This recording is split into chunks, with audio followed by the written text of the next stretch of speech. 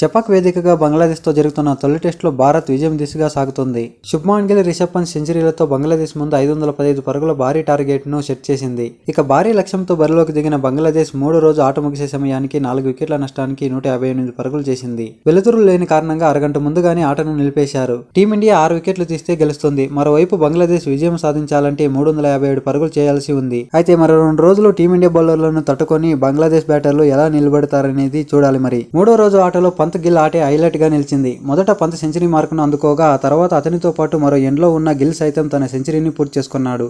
తొలి ఇన్నింగ్స్లో డక్అవుట్ అయిన గిల్ రెండో ఇన్నింగ్స్లో మాత్రం సెంచరీతో సత్తా చాటాడు. 155 బంతుల్లో సెంచరీ పూర్తి చేసుకున్న గిల్ ఇన్నింగ్స్లో 9 ఫోర్లు 3 సిక్సర్లు ఉన్నాయి. టెస్ట్ ఫార్మాట్లో గిల్కు ఇది 5వ సెంచరీ. ఓవరాల్ గా గిల్కు ఇది 12వ ఇంటర్నేషనల్ సెంచరీ. ఇక టెస్టుల్లో అత్యధిక సిక్సర్లు సాధించిన భారత క్రికెటర్ల జాబితాలో విరాట్ కోహ్లీ సరసన నిలిచాడు. టెస్ట్ ఫార్మాట్లో గిల్, కోహ్లీ 26 సిక్సర్లు బాదారు. అయితే గిల్ 26 టెస్టుల్లో, కోహ్లీ 114 టెస్టుల్లో ఈ మార్కును అందుకున్నారు. ఇక 632 రోజుల తర్వాత టెస్ట్ ఫార్మాట్లో రీ ఎంట్రీ ఇచ్చిన రిషబ్ పంత్ సెంచరీతో ఆకట్టుకున్నాడు. రిషబ్ పంత్ ఇన్నింగ్స్ లో 11 ఫోర్లు 4 సిక్సర్లున్నాయి. టెస్ట్ కెరీర్ లో ఇది రిషబ్ పంత్ కు 6వ సెంచరీ. దీంతో పంత్ అరుదైన ఘనతను సాధించాడు. భారత్ తరపున టెస్ట్ ఫార్మాట్ లో అత్యధిక సెంచరీలు సాధించిన వికెట్ కీపర్ గా మహేంద్ర సింగ్ ధోనీతో పంత్ సమంగా నిలిచాడు.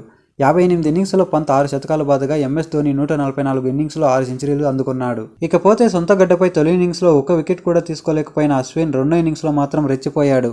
వరుసగా 3 వికెట్లు తీసి బంగ్లాను కష్టాల్లోకి నెట్టాడు. ఇక డే 3 మ్యాచ్ హైలైట్స్లోకి వెళ్తే 81 పరుగులు 3 వికెట్లతో ఆటను ప్రారంభించిన టీమిండియా రిషబ్ పంత్, శుభ్మాన్ గిల్ మంచిగా స్టార్ట్ చేశారు. చక్కని బంతులను గౌరవిస్తూ బౌండరీ సిక్సర్లతో స్కోర్ బోర్డును ముందుకు నడిపించారు.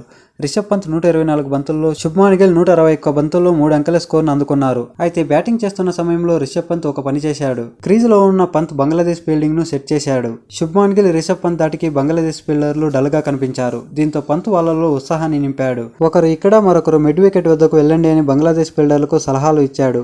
బంగ్లాదేశ్ కెప్టెన్ షాంటో కూడా పంత్ మాట విని ఒక ఫీల్డర్ను మిడ్ వికెట్ వద్దకు సెట్ చేయడం విశేషం. గతంలో బంగ్లాదేశ్తో జరిగిన మ్యాచ్లో ఎంఎస్ ధోని కూడా ఇదే తరహాలో వాళ్లకు ఫీల్డింగ్ సెట్ చేయడంలో హెల్ప్ చేశాడు. పంత్ అవుట్ అయిన తర్వాత శుభ్మాన్ గిల్ అండ్ కేఎల్ రాహుల్ నిలకడగా రాణించారు. అయితే గిల్ సెంచరీ చేసిన కాసేపటికే రెండో ఇన్నింగ్స్ ను 4 వికెట్ల నష్టానికి 287 పరుగుల వద్ద భారత్ ఇన్నింగ్స్ ను డిక్లేర్ చేసింది. అనంతరం 515 పరుగుల భారీ లక్ష్యంతో బరిలోకి దిగిన బంగ్లాదేశ్ కు ఓపెనర్లు మంచి స్టార్ట్ అయితే ఇచ్చారు. జాకీర్ హుస్సేన్, షదాబ్ ఇస్లాం తొలి వికెట్ కు 62 పరుగులు జోడించారు. ఈ జోడీని బుమ్రా విడిదీయడంతో బంగ్లా వికెట్ల పతనం ప్రారంభమైంది. ఆ తర్వాత అశ్విన్ 3 వికెట్లు తీసి బంగ్లాను కష్టాల్లోకి నెట్టాడు. ఒక ఎండ్లో కెప్టెన్ షాంటో హాఫ్ సెంచరీతో అజేయంగా నిలిచాడు. ప్రస్తుతం క్రీజులో కెప్టెన్ షాంటో అండ్ షకీబుల్ హసన్ ఉన్నారు.